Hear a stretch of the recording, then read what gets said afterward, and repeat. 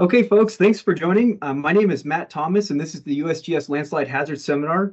This meeting is hosted by the Landslide Hazards Program and co-organized with contributions from Stephen Slaughter and Jamie Kostelnik. And for those of you that are new to this meeting, you have the ability to submit questions via the chat window or to use the raise your hand feature in conjunction with your microphone and video camera. We're going to wait until the end of today's presentation to take questions.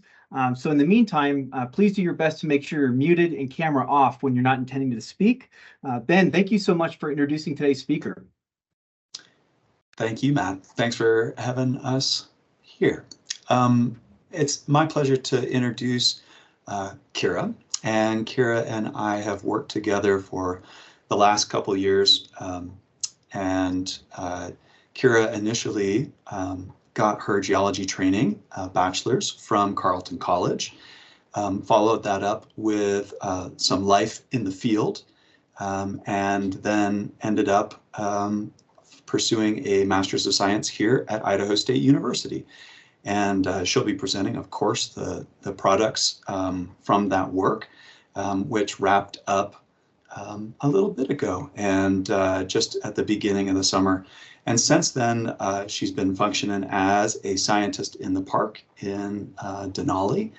And it's my pleasure to introduce to y'all Kira. Cool. Thanks, Ben and Matt. I'm really excited to be here. Yeah, and so the work I'm sharing today, as Ben said, is kind of the outcome of my master's work, looking at landslides in Yellowstone National Park using LiDAR and InSAR. Okay, before I get into it, I want to make a few acknowledgements. I didn't do all of this work on my own. I received funding support from Idaho State University's Office of Research and some internal grants from the Geosciences department there that I'm really grateful for. A huge thanks to Ben. I would not be standing here without him, likely, and also Josh Lingblom, who helped me sort of figure out a lot of this mapping stuff. I want to thank Jeff Hungerford, who's the geologist in Yellowstone National Park, for letting us work there and helping us with logistics of doing backcountry fieldwork in Yellowstone. Another big shout out to Al Hanwerger, who's been super generous with his InSAR landslide knowledge and informed a lot of the analysis I was able to do. And then last summer I had a rotating crew of field assistants who were super awesome. And so sort of getting into my work, I want to start with just sort of the scope and where we're coming from. And so this project, I think, is most fundamentally informed by the National Landslide Preparedness Act, this sort of general call to sort of understand landslide hazards and risks across the country. And the best way to do that, the sort of groundwork to do that, we need to know just where landslides are. This work was kind of an opportunity to combine a highly precise landslide inventory based off LiDAR collected in 2020 with this InSAR movement record that we were able to create from 2017 to 2021. And I want to really emphasize those dates. June 2022 is kind of a big Yellowstone event, and I'm not covering any of that. And so this is all pre sort of big Yellowstone flood event. But we have this cool opportunity to combine these two kind of novel data sets in this project. And so background with Yellowstone, we think of Yellowstone kind of as the volcano, but it is also a great kind of natural laboratory for studying where landslides occur and maybe why they occur in specific places. And so a few sort of conditioning and triggering factors specific to Yellowstone. First off, the bedrock geology has kind of a distinct pattern in the park. If you can see my mouse here, as we said, we kind of think of Yellowstone as a volcano, and it's sort of this collapsed caldera system. And so this dotted outline is the most recent caldera, and then the bedrock geology, the sort of center of the park is these fairly homogeneous rhyolite lava flows that are then ringed, which are here in pink, and then ringed by the green kind of ash flow tuff deposits. And then moving further out from sort of the central part of the park, there are older and sort of more diverse rock types, including the tertiary age Absaroka volcanic supergroup, which is composed of older volcanic rocks and sedimentary units, as well as some more localized Mesozoic and Paleozoic sedimentary rocks, and older metamorphic rocks, and all this is mantled by surficial deposits. But generally, there are these kind of different geologic domains throughout the park that may have some bearing on where we can find landslides. A second kind of orientation, this is a DEM slope map of the park. And so the lowest areas are in green and highest elevations are sort of this brown to white. And again, related to the bedrock geology, we have this sort of low relief, relatively high elevation plateau in sort of the center to southwest sort of quadrant of the park that is surrounded by highly dissected mountain ranges and some deep canyons. And then just some place names, so we're all kind of on the same page. But we call this plateau the Yellowstone Plateau in the center. The Absaroka Range forms kind of the eastern part of the park, and then the Gallatin Range I'll mention a few times here in the northwest corner. Again, thinking about sort of landslide superficial history of the park. Yellowstone was covered by an ice cap during the previous glaciations, and the most recent Pinedale glaciation I've got here. And so this ice cap was kind of centered on the plateau, and sort of lobes of ice spread out from there. And this has a few sort of landslidey influences that I think about with that. On one hand, we have ice sort of creating and moving sediment around and pushing it up places and leaving sort of piles of stuff behind. The ice is also kind of over-steepening valleys and then retreating, leaving them to kind of collapse. And then we also think about this ice cap kind of resetting the landscape. So as ice retreated, or I guess as ice built up and eroded, it likely erased most previous landslide deposits. And so the record we see on the ground today is roughly the accumulation of processes occurring over about the last 12,000 years. And so those are kind of conditioning factors to think about with landslides in Yellowstone. And then a couple triggers. Yellowstone is kind of known for big storms and precipitation events. And so this is a precipitation map kind of the region. Again, we've got sort of Yellowstone Plateau here. And there's this pretty distinct pattern where storms funnel up the kind of dry, low elevation Snake River Plain and hit this sort of high elevation plateau in the Tetons, where they dump currently a lot of snow. So this is a pretty snow dominated hydrologic regime, but with climate change that is expected to shift more towards rain. And looking within the park, there's kind of a wide range of precipitation, sort of average precipitation, average annual precipitation amounts. And so looking at sort of different triggers throughout the park based on rainfall might be possible here. Finally, just another sort of trigger to think about Yellowstone, both as a volcanic system and sort of located on the eastern side of the basin and range sort of province of the United States, is very seismically active. In the volcanic influence, so magma and fluids moving in the subsurface tends to manifest as lower magnitude clusters of earthquakes. And then there have been a couple much larger earthquakes recorded in the park.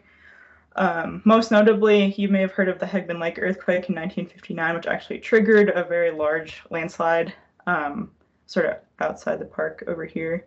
So there's a lot of seismicity in that area, and so thinking about that and how it relates to landslide triggers. And so thinking about all that, where does my work come in? I kind of split my project into two parts. In the first part, I created a landslide inventory based off LiDAR that was collected in 2020 to answer two main questions, just where do we see landslides throughout Yellowstone, and then what are some of the characteristics of those landslides. And then secondly, I used InSAR time series analysis to create what I call a movement inventory. And so which of those sort of LiDAR identified landslides are moving, and looking at patterns with those.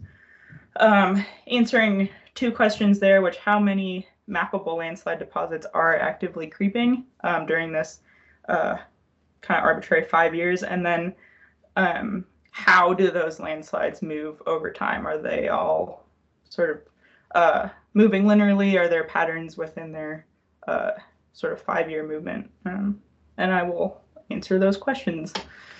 To start off with the LiDAR mapping, this is a LiDAR-derived slope map image. So I looked at imagery like this all over the park.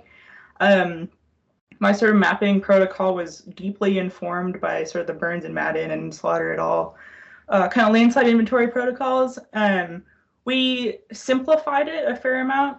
We ended up not, I just sort of ran out of time to collect all of the attributes, but hopefully those are sort of a familiar framework to many of you. But just sort of the steps of this inventory is I'm identifying landslide deposits, sort of, we call it sort of disturbed ground versus not disturbed ground. And so outlined those deposits along with head scarps and internal scarps. And then assigned a classification, sort of a Crude and Barnes type, sort of movement type and movement material classification to each of these deposits. And then I said I didn't extract most of the attributes, but bedrock geology was sort of the main one I was looking at. And so I took digital geologic maps of Yellowstone and then overlaid my deposit polygons and used those to interpret what the bedrock geology was for all of these landslide deposits. And then so this is a kernel density map of my final inventory. The small black polygons are each individual landslide deposit. And then I've used this kernel density function to highlight clusters so you can see where the most and the largest landslides are. And so I ultimately mapped over 1,800 landslide deposits. And again, just want to go back to this idea that we're looking at an accumulation of 12,000 years of landslides. So we'll keep coming back to that. But just with a sort of quick spatial distribution, as we might expect, these landslides are mostly outside of the caldera. They're in the steep, higher relief mountain ranges rather than the lower relief plateau. And there's kind of three just big clusters. And so generally throughout the park, where there's rarely one landslide way on its own, but they're sort of occurring in what seem to be fairly specific areas. I've got a couple just other observations of this inventory. These deposits were fairly complex features. I think one of my main points of kind of, I don't know, angst over this was trying to figure out how to define reactivations or overlapping things that look like they maybe started out as separate features and now have morphed together. But it seems like there's a lot of things reactivating, and we've got many generations of movement on the same features, just based on looking at LiDAR. And then most of these features, they're pretty large, sort of their aerial extent is pretty large, and they also have fairly tall head scarps that expose bedrock. So most of the features that I was mapping are large, relatively large, deep-seated features throughout the park. And then so I said, so one of my main, besides just mapping the deposits, I classified different types, and these are sort of simplified versions of those types. And we see that this DFLO, which I'm calling open slope debris flow, is way the most common type of landslide. I've got these are displayed by cumulative area, which I decided was the best way to kind of say how much landslide there is. But it's the largest number of deposits and also sort of the most ground is moving in this open slope debris flow manner. And I want to call out that this is not a super common landslide classification, but we thought this distinction was really important to make here, and that it best described, again, sort of the Cruden and Barnes idea of what type of material is being moved and how is it moving. These features are defined pretty well by clear flow, flowy features. Going back to this example, there are distinct levees and sort of parallel ridges and compression features. So they look flowy, and this is pretty typical of a lot of the features I was mapping throughout the park. And they're mobilizing coarse kind of bedrock derived material. And so these are two examples. This is actually a field photo from that one I showed in LiDAR, and then this is another landslide deposit overlooking Hart Lake in kind of the southern part of the park. But a lot of these features are kind of lobes and mounds of pretty coarse rocky material. And so we thought that open slope debris flow is really the best way to describe them. And they ended up dominating my inventory. I also want to touch on the sort of bedrock geology characteristics. This is the same geologic map that I showed at the beginning. And then this again is a sort of cumulative area plot. And sedimentary rocks were kind of the dominant substrate here. And most particularly these older sedimentary rocks, which my main takeaway from this is they kind of have a disproportionate presence in the inventory compared to their aerial extent in the park. And so we think there's particular features about these sedimentary units that makes them particularly susceptible to landslides. So things like bedding planes sort of form planes of weakness, or interbedded clay or shale layers. And also contacts between different rock types. So a lot of in the field, was unable to visit all 1,800 deposits, but in the field we saw a pretty common relationship with newer, particularly like the Quaternary volcanic rocks, where they overlaid older sedimentary units. Those contacts were we could view those in a lot of the headscarps of these landslides. And so bringing that all together, this is kind of my conceptual model of like the Yellowstone landslide, where we have a stronger, more competent rock type with some kind of contact, overlying older sort of conditioned rocks that are sort of inherent to fail. And so there's a plane of weakness that allows this slope to fail, and the movements that happen may initiate as slides, but there's something about the way they either continue failing or initially fail that also results in this flow feature kind of morphology. And so that fairly quickly was the landslide inventory. I want to again come back to this point that the LiDAR inventory is the cumulative record of 12,000 years. And so that's a lot of time for different processes to happen and for landslides to kind of accumulate on the landscape. And one kind of weird thing that we sort of realized at the end of this, there are very few of these landslide deposits in the park that were kind of ambiguous. It was pretty clear to say this is a landslide, these are its boundaries, versus an undisturbed hill slope. And so even though we're looking at a fairly long record of landslides, most of them, they might either be newer or they're kind of persistently reactivated, or the sort of geomorphic diffusion of them is acting pretty slowly. And so I thought that was kind of an interesting point. to make. But I guess the fundamental limitation of this kind of single snapshot LiDAR inventory is that we can't really tie specific movements to specific triggers or understand any kind of temporal component of these landslides with our just sort of like singular measurement. But for the InSAR kind of allows us to zoom in on the very, very present. We're still not going to be able to explain this whole record and sort of possible like large scale triggers or patterns. But the InSAR does add a cool kind of temporal component that we're unable to do with just LiDAR. And so I have kind of a basic explanation of how InSAR works to measure landslide movement. And maybe an important distinction here is that we're measuring kind of slow, continuous movement versus kind of a large initiation. And so this is more creeping movement.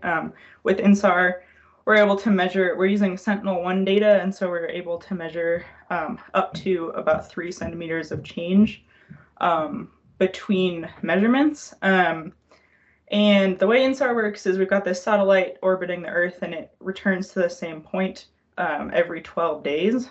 And so we can create a measurement of change between kind of any 2 points that it's returning to. And that measurement is what we call an interferogram.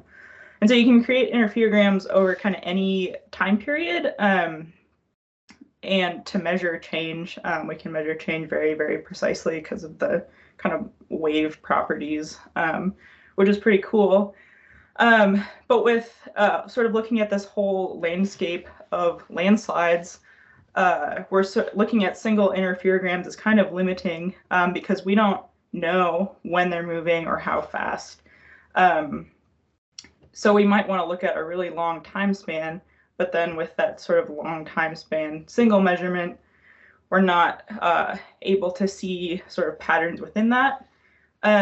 Additionally, longer time span interferograms tend to be lower quality due to sort of atmospheric interference or vegetation changes.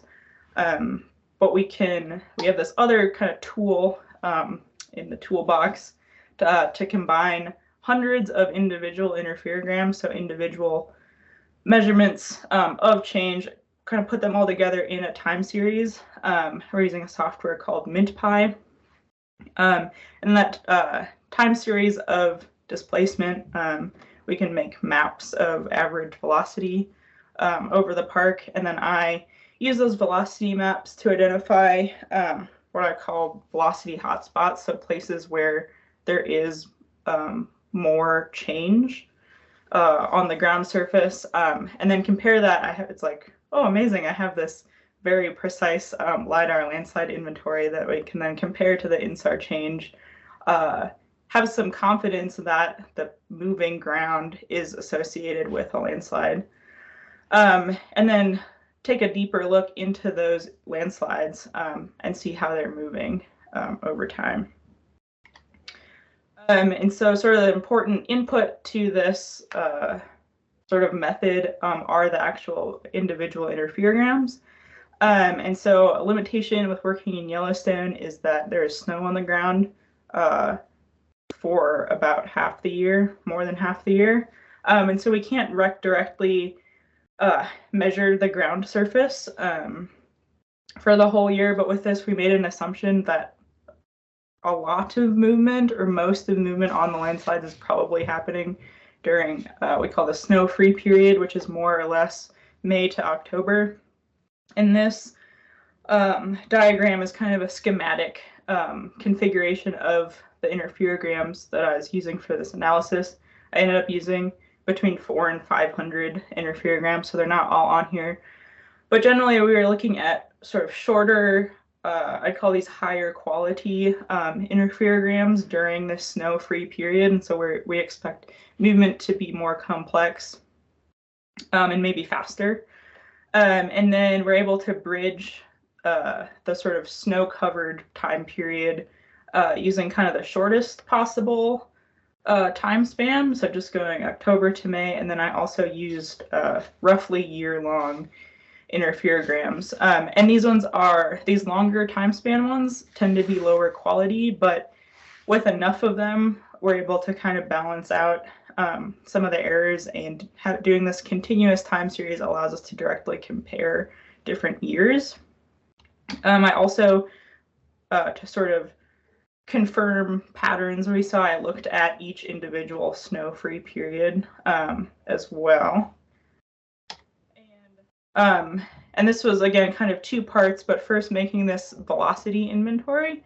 And so this is actually an InSAR, so the InSAR time series derived velocity map.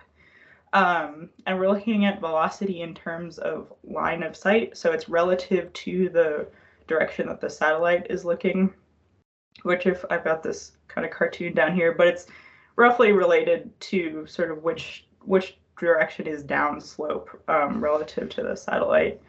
And you'll notice that we've got these darker patches with higher velocities that kind of stand out.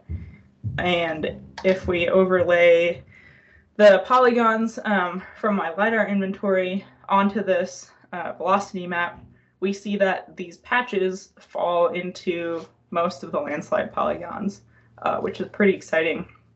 So we can attribute most of these high velocity movements to actively creeping landslides. And so that's sort of how I've made this movement inventory based off of, it's kind of a subset of the LiDAR inventory focused on landslides that fall over these high velocity patches. That inventory, I identified 222 moving or active landslides out of the 1,800 deposits that I mapped just in LiDAR, which is still more than we expected. Remembering again, 12,000 years of deposits on the landscape. 222 is like 12% are creeping in this 5-year period. But if we look at it by area, that's about 40% of the area that I mapped in LiDAR that is moving. And some of that might be detection bias, so it might be more accurate to say at least 40% of the area is moving. But there also might be something particular about big landslides that makes them particularly persistently mobile. This is, again, comparing the InSAR inventory to the LiDAR inventory. This is another kernel density map, and these same clusters kind of light up. The InSAR inventory is kind of a representative subset of the LiDAR inventory. Again, similar spatial distribution, and the clusters are pretty similar. And the sort of type of landslides that we saw actively moving sort of follow the main types, the distribution of types we saw in the LiDAR inventory, as well as the bedrock geology. I then used this movement inventory to look at 3 individual slides. So this velocity time series is kind of a coarse tool to look at, sort of give us a kind of binary sense of, is it moving, is it not moving? But with sort of further, more detailed analysis, we wanted to look at movement patterns on individual slides, landslides. And so I chose 3 for kind of a variety of reasons, but those are I'm going to show those in a second, but just to orient you all, one of them was near the south entrance of the park, across the Snake River from Flag Ranch. And then one of them was just south of Mammoth Hot Springs, and then one of them was in the northwest corner of the park, right by the entrance. And so this is that southernmost landslide. This is another velocity map with LiDAR polygons on top of it, showing this slide is moving this way down slope, and we've got this zone of sort of higher velocity within it. And then this graph is its displacement over time. So that's that full 5-year time series. And I would call this a pretty linear rate of change over that time period. And it's kind of, there's sort of these gaps in between, obviously, and so we can't say what exactly is happening between the time periods or able to directly measure. But these are the sort of the individual seasonal displacement individual seasonal time series measurements. And it's pretty noisy, but sort of just roughly eyeballing it, this is showing about 1.2 centimeters of displacement per year. And so that's just looking at individual seasons. But our total displacement with the 5-year stack is about 9 centimeters. So there's some displacement happening when we look at the whole picture that is not accounted for in these seasons. So we think we feel pretty confident, and I guess competent in interpreting that this slide is moving not just during this period that we're directly measuring. And we call that kind of one sort of landslide behavior that we observed. And so this is the second landslide that I looked at in detail, and this time series looks a little bit different. We have kind of a maybe linear rate of change here, and then there's a big jump in displacement in early 2018, and then it maybe increases, or there's a lot of noise sort of still in this data set. But this is kind of a different behavior than what we observed at Flag Ranch.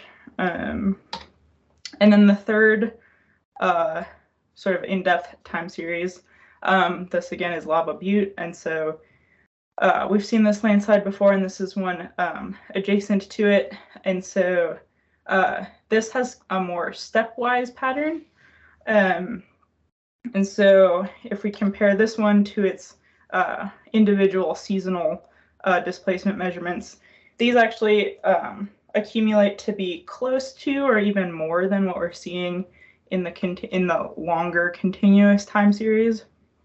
And so we don't think there's a lot of movement happening between, and they kind of line up, so we don't think there's a lot of movement happening during the sort of winter periods. There are some sort of maybe ambiguities with this. We think especially in this area, these features are actually moving at a speed that's kind of at the upper limit of detection with this InSAR technique. And so there's some errors associated with that, which is why this one kind of appears to be moving backwards. But generally, we feel pretty confident in calling this sort of a third pattern.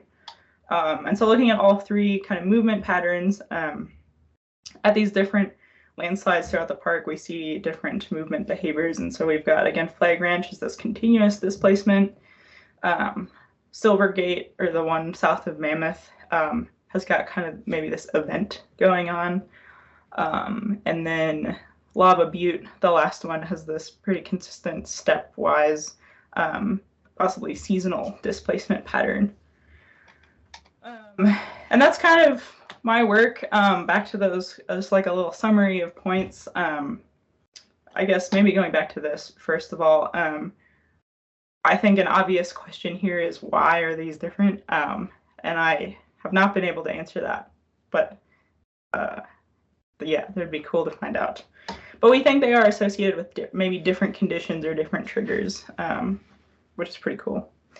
But anyway, so to sort of summarize everything that I just threw at you all here, I created a LiDAR landslide inventory and a InSAR movement inventory throughout Yellowstone. The LiDAR inventory shows us that most deposits are landslide deposits are occurring in clusters outside of the Yellowstone caldera. These landslide deposits are most commonly occurring as open slope debris flows, and that lithology may explain some of the spatial patterns that we're seeing in landslides throughout the park. With the InSAR inventory, we found that 40% of this LiDAR mapped area is actually experiencing creeping movement, more or less currently. And then there are different sort of movement behaviors on different landslides throughout the park. So that was my work. That was my master's degree. And I think this opens up a lot of cool questions to keep thinking about, and hopefully that maybe some other people are excited to take on. We had a joke in my committee meetings that this is like the next 10 master's projects at ISU, but yeah, I just wanted to highlight a few sort of big questions that I was really left with, particularly with the LiDAR inventory, I struggled, as I mentioned, with how we map reactivations, or what are we even mapping. We sort of have this snapshot in time of processes and landforms that change and evolve, instead of just thinking about how we can address that, or if we even can address that in a sort of single acquisition landslide inventory.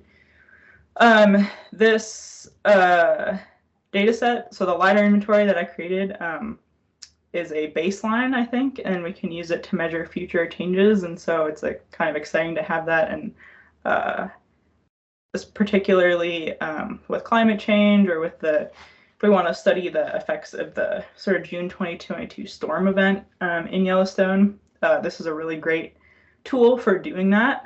So just want to give that a shout out if anyone is really excited about that. And then again, as I mentioned, with mapping so many landslides, we didn't attach too many attributes to them. And so there's a lot of topographic characteristics that I've not looked at with this inventory.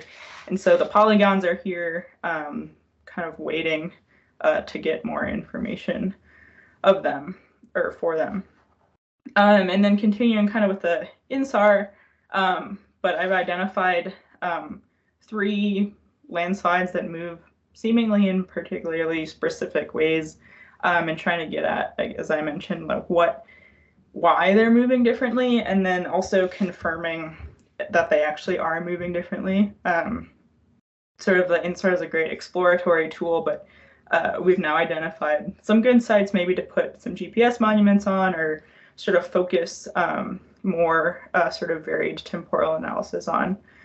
And then these 2 last questions is I sort of started out this project excited to find this out, and ran into time hurdles and sort of data quality hurdles, but it'd be cool to look at more time series or more movement behaviors of different landslides, and seeing if things that are close to each other move in the same way, and there might be sort of weather triggers or other things sort of driving these different behaviors that are spatially or not spatially connected or relevant to each other. And then also, again, kind of combining the LiDAR and the InSAR, figuring out if we can better identify active deposits without InSAR, and are there sort of other characteristics that distinguish these. And we kind of qualitatively,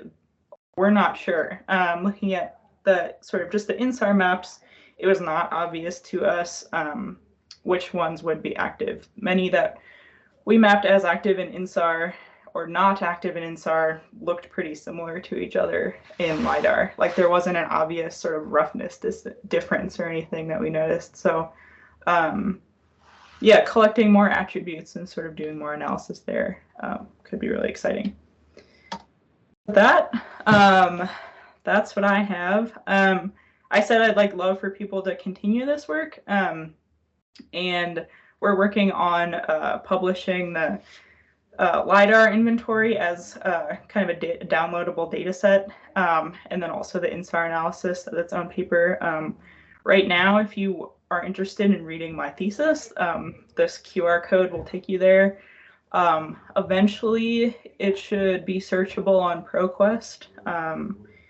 And I'm also, if you want to email me, I'm happy to field further ideas and take more questions there. But yeah, ready to open up questions here.